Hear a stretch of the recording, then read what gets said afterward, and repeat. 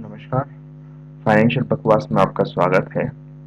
आज हम बात करेंगे टर्म इंश्योरेंस बहुत ज़रूरी है, पर यह लोगों को पसंद नहीं है क्योंकि वे इसे पैसे की बर्बादी मानते हैं। वो सब गलत है क्यों? आइए आज हम देखते हैं। तो देखिए, सुनिए और जानिए। टर्म इंश्योरेंस में जमा किए धन से वापस हमें कुछ मिलता नहीं है। इस कारण से ज़्यादातर लोग इसे पसंद नहीं करते हैं। पर मेरा मानना है कि एक मनोवैज्ञानिक कारण है, जो कि टर्म इंश्योरेंस की अवधि पूरा होने पर वापस कुछ नहीं मिलता है।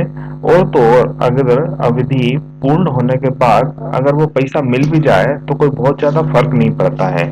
टर्म इंश्योरेंस न लेना मेरे हिसाब से एक बहुत बड़ी बेवकूफ़ी है।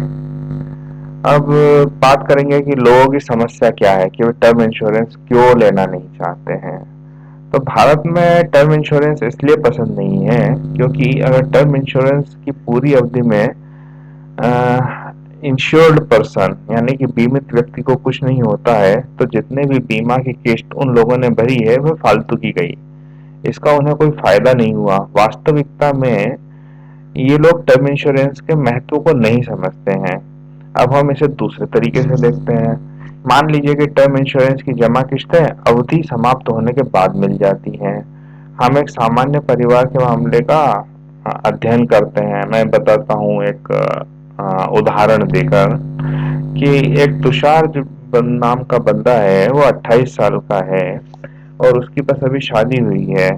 वह लगभग 40,000 रुपये प्रति माह कमाता है। उसके महीने के सारे खर्च लगभग 25,000 रुपये में हो जाता है और वह लगभग 15,000 रुपये बचाता है। उसका परिवार भी आर्थिक रूप से इसके ऊपर निर्भर है। इसमें उसके माता पिता भी हैं। अभी उसकी सेवानिवृत्ति में 30 वर्ष बाकी हैं। उसे अपनी बीमा की आवश्यकताओं की गणना की, जो कम से कम लगभग 50 से 60 लाख रुपए होती है। मतलब कि जैसे 40,000 रुपये महीना हुई तो साल भर की लगभग आय 5 लाख रुपए हुई, तो कम से कम हमें 10 से 15 गुना का इंश्योरेंस लेना चाहिए हमारी वार्षिक आय का। तो यहाँ पर उसकी वार्षिक आय लगभग 5 लाख हुई, तो हम लगभग 10 गुना उसका इंश्योरेंस लेके चल रहे हैं। टर्म इंश्योरेंस जो होता है 50 लाख रुपया। तो अभी हम 50 लाख की गणना लेकर चलते हैं। अब इसका हम विश्लेषण करते हैं कि उसके वर्तमान खर्चे लगभग 25,000 है, लेकिन जब वो 30 साल बाद सेवानिवृत्त होगा तब उसके महीने का खर्च क्या होगा, पहले ये जानना जरूरी है। तो वैसे पिछले 30 वर्षों का मुद्रास्फीति दर 6.5% रहा है। ये पिछले आंकड़ों पर हमने निकाला है। तो अब मान लें कि अगले 30 वर्षों में भी मुद्रास्फीति की दर औसतन 6.5% ही रहती है। तो 30 वर्ष बाद उसका मासिक खर्च लगभग 1,65,000 रुपया होगा। तो यदि वह शुरू से ही टर्म इंश्योरेंस लेता है 50 लाख का, तो उसकी सालाना बीमा किस्त लगभग 12,300 रुपये होती है 30 साल की अवधि के लिए। लेकिन ये ऑफलाइन है, मतलब जब आप एजेंट से लेते हैं। लेकिन अगर यही बीमा अगर आप ऑनलाइन इंश्योरेंस पॉलिसी से लेंगे तो बीमे की किस्त लगभग 7,000 6 से 8,000 के बीच में आएगी। तो बीमा इसका मतलब ये है कि वे कुल 3.68 लाख रुपए की किस्तें बीमा के रूप में देगा, अगर हम 12,300 के हिसाब से चलते हैं तो। और अगर ये किस्तों में की गई जमा की गई रकम उसे मिल भी जाती है तो उसे कितना फायदा होगा? वे कितने महीनों का खर्चा उससे चला पाएगा? 2 महीना या उससे ज्यादा 3 महीना? क्योंकि उस समय उसका मासिक खर्च होगा 1.65 लाख रुपया और उसे मिलेगा 3.68 लाख रुपया। लेकिन अगर यही ऑनलाइन के केस में ले लिया जाए तो केवल 1 महीने का खर्च निकलेगा। तो शायद अब हमें खुद से इन प्रश्नों को करने की आवश्यकता है कि आप अपने परिवार को वित्तीय जोखिम में क्यों डाल रहे हैं? क्योंकि आपको 2 महीने के बराबर के खर्च की रकम वापस नहीं मिल रही है।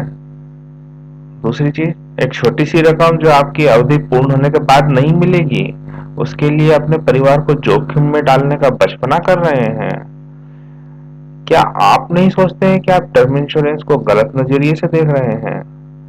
आप इस पर ध्यान नहीं दे रहे हैं कि आपको क्या मिल रहा है, बजाय इसके कि आपको क्या मिल रहा है।